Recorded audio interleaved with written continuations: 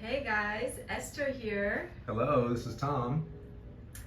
So today we're going to talk about recognize and manage your level of crazy when dealing with divisive narratives. Sounds separating, I don't know. But first, we want to show you something that was the inspiration for this video. And we saw this beautiful map, and it's just so beautiful. Tom, why don't you tell us a little bit about it? Well, it looks like it has a variety of stones in here. Some of it mother of pearl, some of it other like precious stones they polished. Some of them are crystals. There's little spots of where crystals are inserted. So it's really handmade, lacquered with this little gold filament to create the longitude and latitude lines. So very, very beautiful. Wow, your language is just so divine. Well, The thank you, filament, Esther. the gold filament. That's not what you told me earlier today. Okay, back to our subject, all right? So We saw this beautiful map, and we were at the beach earlier, and I was sitting there contemplating, and I was watching all the different people at the beach, and you see so many different nationalities and religions and colors, right? Cultures, white, black, purple, green, Spanish. and I'm using metaphors here, right?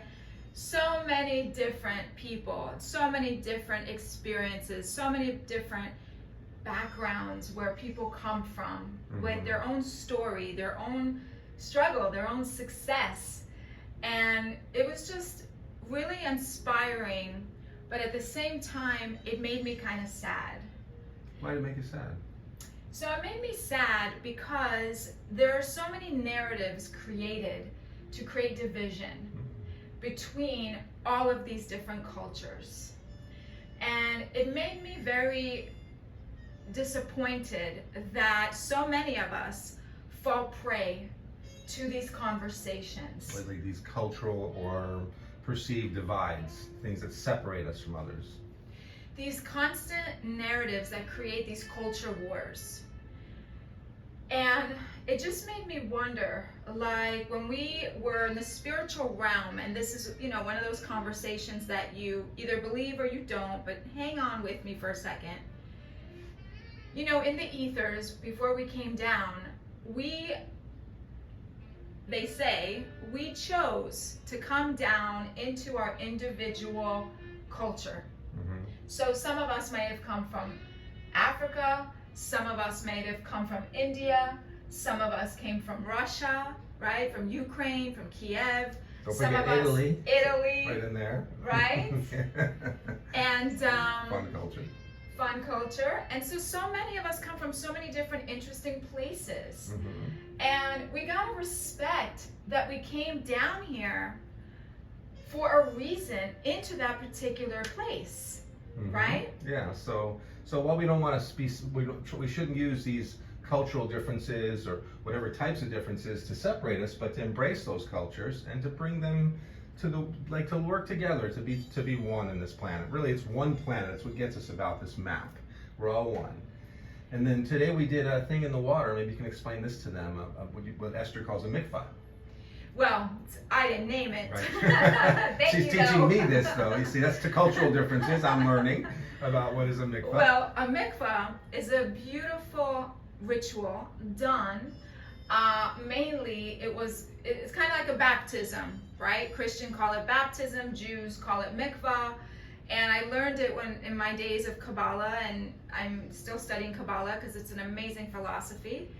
And so mikvah is a way that you immerse yourself into a body of water, and you can cleanse your aura and you can cleanse your being. And so, what did you like about it? Well, we do a thing, and I guess in the Jewish tradition, you dunk 7 times. And Esther does a prayer for each of the times. She does it in Hebrew, and then she translates it into English. And at the end, you said something that was really powerful to me. By doing it in the ocean, that energy is spreading to all the oceans of the world. When we put our energy into something, we're all interconnected. So that was really powerful about the mikveh, that we were cleansing and we're sending positive healing energy to the whole planet, because the water is all connected, right? It's not separate. Exactly, exactly. And I think what we don't realize is that as spiritual beings and as physical beings, you know, we're made up of, 70, even 80% water. Probably So even higher. So imagine, let's just go from a metaphysical perspective. If we're made up of so much water and this energy that unites all of us, then how can we have this constant energy of divisiveness, right? And I think the reason why a lot of us get frustrated really innately is that we know that there's something wrong when people are trying to divide us. We know when someone is trying to teach us and brainwash us to hate one another. Mm-hmm. We know, because innately we know we're not supposed to. We know that we are souls. We are better than that. And so I ask all of us, me included, because I know that on some level, I did hear this before, is that we come down from the ethers and we do have this innate feeling to be separate, right? And we want to kind of like, you know, because you're different than me and I'm different than you, we do have this, a little bit of this like arguing or separation. Yes, like you're not saying it the way I'm saying it, and you should say it the way I say it, and if you're not going to say it the way I say it, then you're the problem, right? So we may have that, right? Because we enter into this body, and this body is made up of this, you know, we call it, right, the ego, and I call it the challenger, right? And this challenger is constantly creating these like, oh, he doesn't agree with me, or he doesn't say it the way I say it, and so it goes on. Right? See? For truth. That's right? For truth, that's a Russian expression. When someone sneezes, right? It means for truth. So and a lot of cultures, actually, use that. Say that. Okay. When you sneeze, it means for truth. And so another reason why we are the same. Right, and we embrace these things. We can celebrate. We embrace these things. All kinds of things. And so the other point, I want to make is that, we talk a lot about level of crazy, right?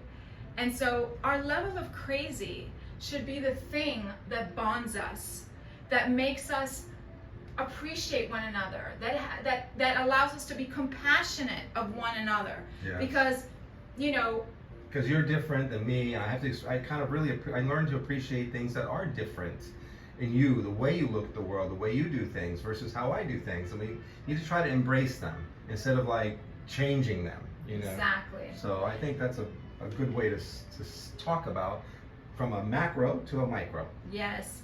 And again, this isn't a political video, but I'm really inspired by someone who is running as candidate now, Robert F. Kennedy. I love his way of expressing that it's about unifying the world again. It's about unifying America again. And that's exactly right. He did an amazing speech, and I posted it on a previous video, about spiritually looking at ourselves, really taking a look at who we are and what do we want and how can we unify. And so this video is really about that. Well, it's to remind us that it's about unifying ourselves, right? Because if we're not in unity within ourselves, then how can we possibly unify with each other, right? And it's good to hear voices that are trying to unify us, and bring us what it would be in the highest and best good. Right. And how can we be of the highest and best good for everybody? Now, you can't please everybody, but you have to look to what would bring the best results for most of humanity. Cleaning up our planet, getting rid of pollution, dealing with all the kinds of toxins we're up against. Those are things we're dealing with in our clinic and health issues, so it's all important to elevate who we are as humans, really who we are as spirits while we're going through this human journey. Exactly. So, so I really encourage us, I didn't know I had all that in me. I don't know where that came from. You do. He's amazing. So I inspire all of us that we continue to listen past. You hear the narrative, just let it go past, like. Ooh, it looks like you're doing the Matrix. Right? Like the Matrix, exactly. Let it just go past you, because honestly, if we don't, this beautiful home we have will go away. Mm-hmm. And that would suck. That would suck. sure. And one last thought. Let's just say hypothetically, right? Hypothetically, we are souls. And let's say hypothetically, we did come down here to do this spiritual job, right? How bad would it be if those of us that don't believe